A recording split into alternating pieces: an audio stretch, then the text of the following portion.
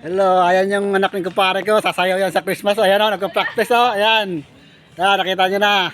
Ayan. Ito yung ano sa Scottsy gagamitin. Rolls Royce. Ayan din yung ano pa. Ayan yung kumpare kong masipag din o. Ayan o. Ito yung anak niya o. Ayan o. Ayan yung painante ko. Kanina construction yon. Ngayon sa lightings na naman. Ganito, ganun kasipag tong painante kong to. Oh. Dalawang sahod ito. Kaya malaki talaga bigay niyan. Ayan, kaya to gumagawa. Ayan o. Ayan. Sahod ito eh.